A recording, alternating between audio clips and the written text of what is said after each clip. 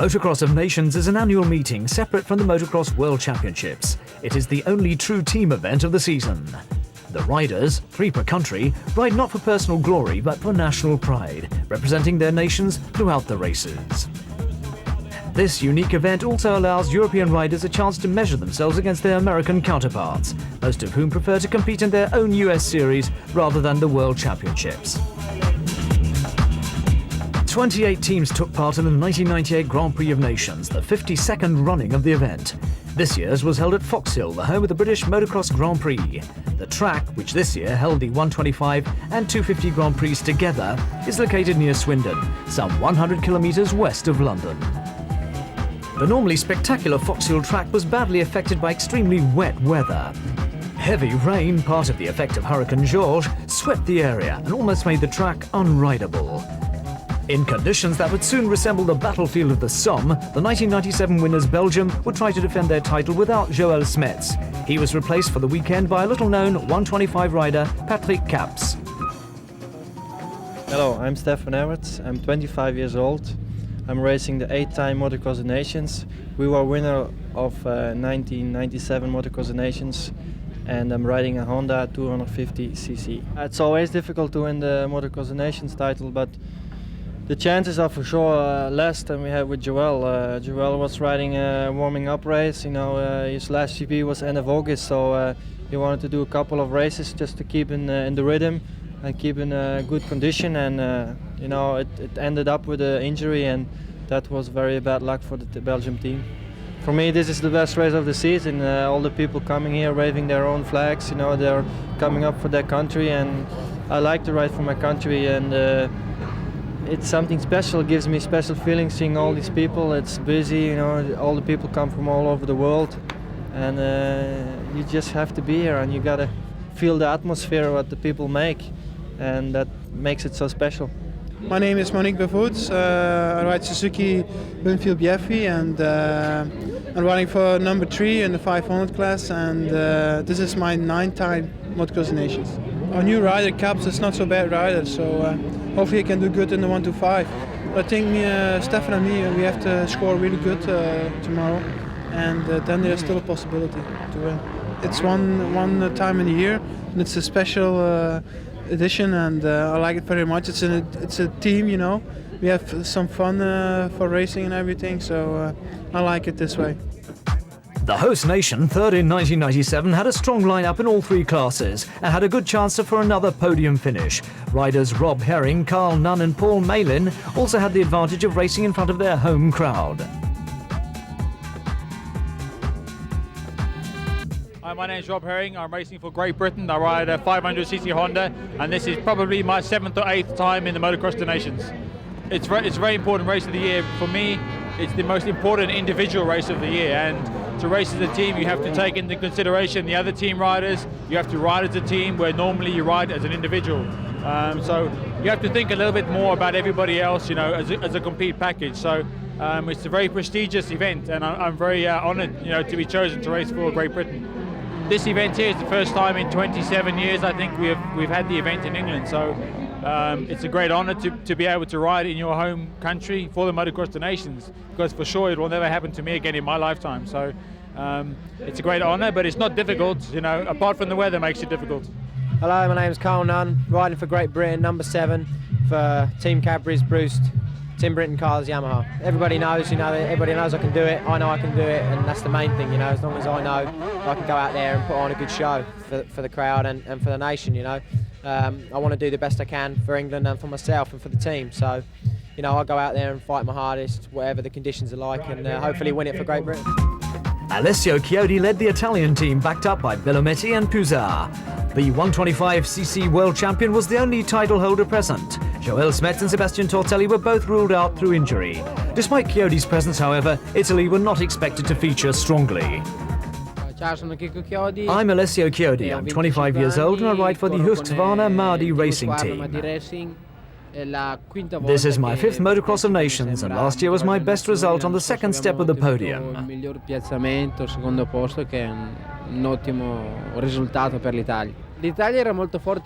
Italy was very strong at the start, with Bartolini, Federici and myself. Then they were injured and replaced by Puzar and Bellamessi. I think it would be wrong to underestimate us because the weather is so bad. I think we will have good races tomorrow. After the race, we check out the other top teams, including the favourites, the Americans, so don't get stuck in the mud.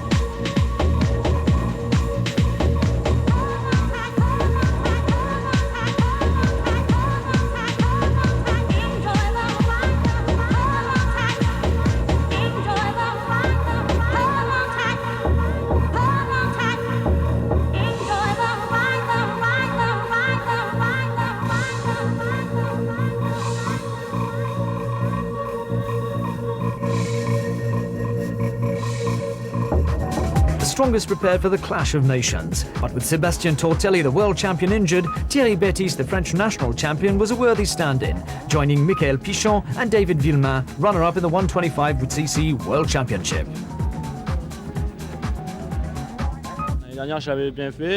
Last year I did quite well, even though I was a bit of a newcomer in my first motocross of the nations. I didn't know what to expect. This year I feel I'm well prepared and I think that our team will work well together. I hope that tomorrow we'll be able to finish on the podium. When I got a call at the beginning of the week, I could hardly believe it. It was my first time in the Motocross of Nations. Racing for your country is really great, and that is all I have left to do. I've raced for the World Championship, I've raced a little in the USA, and the Nations was the only thing I hadn't done. So I'm very happy. Now I've done just about everything in my career, and it's very satisfying. A lot of riders have been injured, including Sébastien. You have to realize that we will all be giving 100%. We're very motivated, David, Thierry and myself, to get the best possible result here. But the only thing that worries me is that this is the first time I've been in the Nations. Tomorrow I have to give it everything. I like the track. I'm used to the European circuits and I know Foxhill very well. I'm not using the same bike as I have in the States. They use lead-free fuel over there and run a little differently. But we've done a lot of testing, so I think it'll be okay. I have no problems with the track, I fare well in the turns. The starting order will be very determining. With so many top Europeans injured, the Americans start more than ever as favourites for the Motocross of Nations. However, despite the quality of riders in America, the team lineup includes two novices, Doug Henry and Ricky Carmichael. This inconvenience doesn't worry their Belgian manager, Roger de Coster. We have a very good team. All three are very happy to be here, and we didn't have to persuade them to come. They're hoping to help each other a lot. Ricky has been explaining the lines to Doug, because we found that, or we've realized that with all this rain, the lines have changed a lot. Hi, my name is John Dowd. I'm from Team USA, and I'm riding a 250 class, number 24. It's a little different, you know. For me, I haven't been here much. I raced once here last year, and that was it. So, you know, it's a little bit different.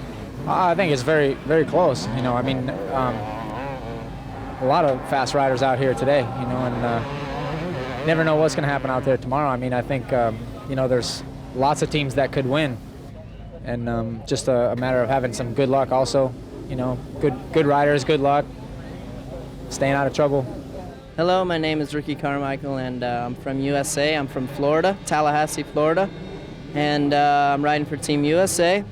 And we have myself, my name is Ricky Carmichael, and I have John Dowd as a teammate for the 250s and Doug Henry for the 500s. And this is my first time here at the Motocross of Nations, and I'm very happy to be a part of the team, and hopefully I can do some good for them. It's kind of fun for me being the first time.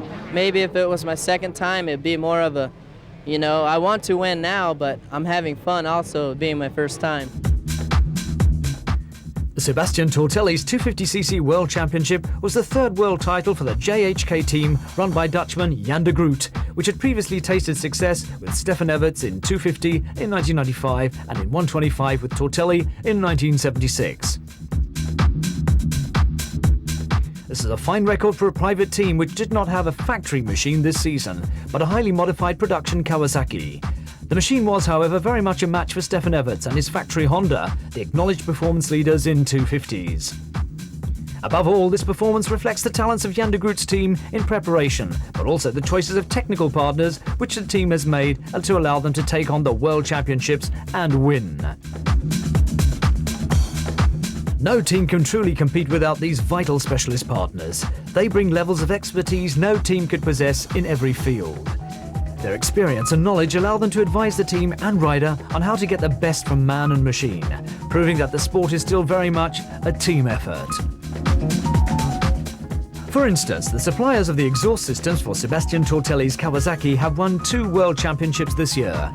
They also supplied systems to the 500cc World Champion Joel Smets. They may not be in the spotlight very often, but they are an important factor in the tally of Grand Prix wins. Yeah, it's a long history, I think. It's a long time ago, and when we met Piero from Spes, and he asked me to do something for us. Always we do it by ourselves, and the time, you know, is difficult to find all the time to do. So then we start to work with Spes, and he make from beginning work together, and then he make a really good pipe for us. So now maybe for already 15 years we work together with Spes. My future with Spes, you never know, but so long as I know at this moment, I want to continue with Spes, because it helps us for winning with the bike, and preparation together. It's really good. Yes, I think so. It is one of the best pipes you can buy for everybody. We did a lot of developing together with our bikes and with Spes, so it helps the local riders and the non-professional riders for sure with helping with the power for the bike. Everything is important, so as well the pipes, and we are really close working together with Spes. We have the same dyno as Spes, so we do the engine work and then go to Spes and develop the pipes on our engines. That makes the best complete bike, I think.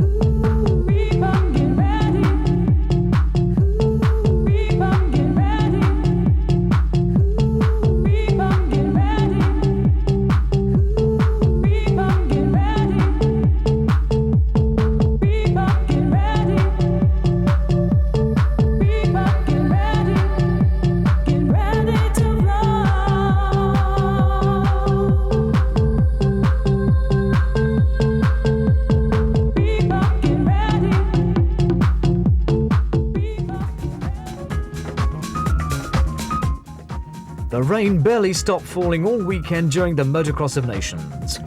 Fox Hill, normally one of the best circuits on the World Championship calendar, was turned into a swamp.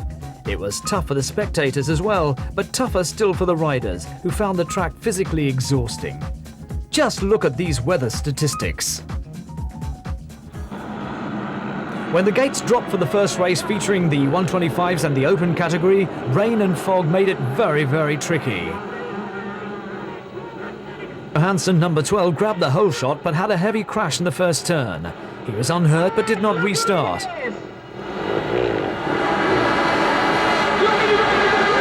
Herring found himself leading from King, Kusirek and Henry.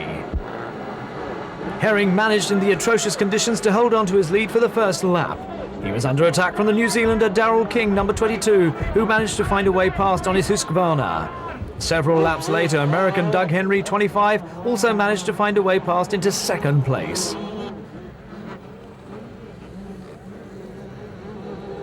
As King led out front, Spaniard Francisco Garcia Vico, number 46, was staging a superb recovery, taking third place. Conditions were getting worse by the lap, the thick mud and deep ruts accounting for many entries. Only 11 riders would finish on the lead lap. Garcia Vico, having first ride on a 400 Yamaha, threaded his way through the muddy battlefield. Here he deals with Doug Henry, number 25.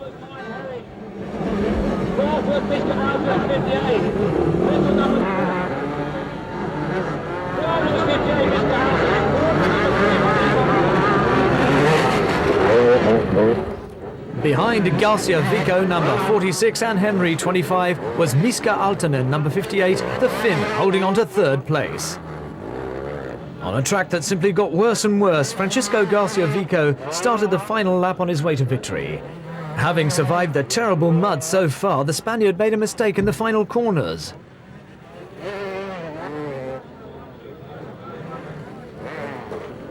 American Doug Henry was the man who finally made it to the checkered flag in first place, but he had to be persuaded that he had won. Garcia Vico claimed second, distorted having lost near certain victory.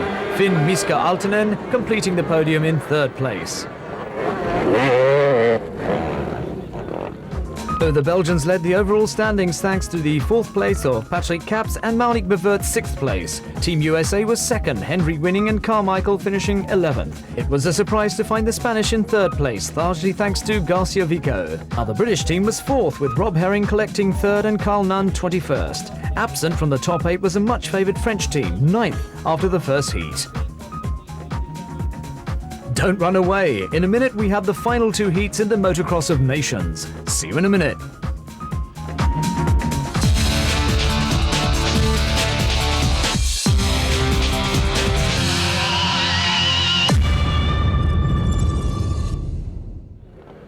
The rain had stopped for a moment as the riders started the second heat, but the track was badly cut up and barely rideable in some places. The whole shot went to Stefan Everts, number 2, from Swiss rider Rolf Dupasquier, Germany's Pit Beirer, and the Czech Michal Kadilček. The Belgian immediately opened up a lead over his rivals. On this track, Everts had a major advantage being up in front, choosing his lines carefully and riding at his own pace. Even he was not able to avoid the mud thrown up by the other riders. Behind the Belgian champion, the carnage continued. Marco Kovalainen, number 57, was second, ahead of American John Dowd, number 24. And Dupasquier, number 60, crashed. Many other riders hit the mud in the first corners. In these conditions, Stefan Everts simply tried to hold on to his lead and rode carefully, managing to stay out of trouble. Which wasn't the case for his teammate Caps, number 1, who clashed with the Slovak Buchenik. Kovalainen, the Finn, was in a surprising second place. Italian Alessandro Puzar only survived 4 laps. Stefan Everts continued his one-horse race, opening up a lead of more than 4 seconds on the second-placed rider. Sixth on the first lap, Frenchman Michael Pichon, number 15, was having a good race and would finally finish the heat in second place.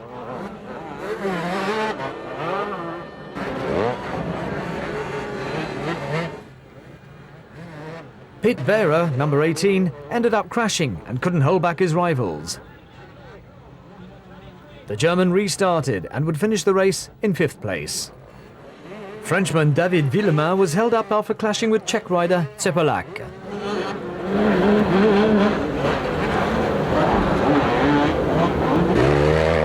By mid-race, conditions were so bad that several riders found themselves stuck on the track, including Stefan Everts. Even the best riders were in trouble. Here, Pit Beirer has to turn round and try again before he can progress. David Villemain fared less well and was forced to retire after this clash with Dowd, with his exhaust broken. Conditions were now so bad that the organisers had no option but to show the red flags and bring the race to a halt. Stefan Everts claimed the Heat 2 win by a technical knockout. The Belgian had been over 1 minute ahead when the race was stopped.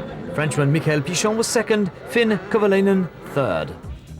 Stefan Everts helped Belgium to retain the lead, even though teammate Caps had retired. The USA was still second, but Great Britain moved up into third thanks to a 4th-placed finish by Paul Malin. Kovalainen's third place moved the Finns right into contention. The French were 5th thanks to Pichon's second place. Italy scored nothing and dropped 3 positions. This was a really tough heat for the 125 riders. The power of their machines not enough to cope with the Fox Hill mud. Because of the terrible track conditions, the start of the third and final heat was delayed for 30 minutes to modify the course. Bernd Eckenbach, number 19, grabbed the whole shot from Marnik Beverts, Darrell King and Michael Pichon. As the German escaped out front, Dutch rider Gert-Jan van Doorn, number 31, was fighting for second place with New Zealander Darrell King, number 22.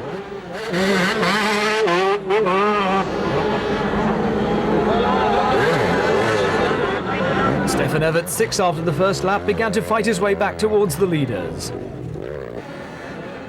Here he fights Van Doorn for third place. As determined and confident as he had been in the previous heat, Everts passed his rivals one by one, catching Eckenbach on the fourth lap. The Belgian took control of the race on the same lap, flying towards his second heat win of the day. Eckenbach lost precious time restarting on the next lap. The Husqvarna rider would finish 6th. Out in front, Everts acknowledged the soaked British fans. With his second win and 10th place for Marnik Beverts, Belgian was assured of overall victory. Stefan Everts was the key to the win, proving yet again that he's one of the quickest motocrossers in the world. At the finish, he fell into the arms of Joël Smet, the captain of the Belgian team.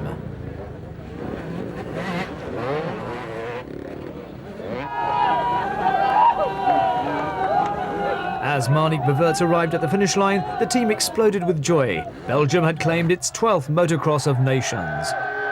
Winners at home in 1997, the Belgian riders took their second consecutive at Foxhill, proving that they are the men to beat in all classes. The other podium places were taken by Finland and New Zealand. So, a significant win for the Belgians, untroubled by any other nation during the weekend. Holland finished 4th and pushed hot favourites, the USA, back into 5th position. Disappointment for the British team, 8th on home ground. Small reward for the 25,000 fans who turned out to watch in truly terrible conditions. Let's hear from the winners. I think the victory in Belgium is always special because you can only have Motocross the Nations maybe in 15-20 years time in your own country and then have the chance to win it, and we won it, and it was something special, and it's nice to win today, and but last year was a little bit better. It was not hard, but you have to go going and don't make any mistakes, and sometimes my eye was full of stones and dirt. I couldn't see anymore, so that was the most difficult thing. It's great. We came to Britain a little unsure after Joël Smet was forced to pull out.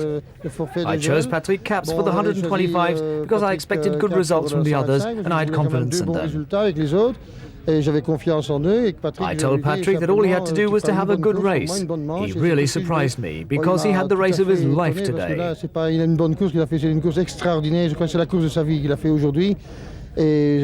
Stefan was magnificent. Marnik was great. It's a fantastic team. A big thank you to Stefan and Marnik, who looked after Patrick really well. They helped him with encouragement and advice, and that helped the team spirit. J'ai toujours dit l'ambiance d'une équipe, c'est déjà 50%.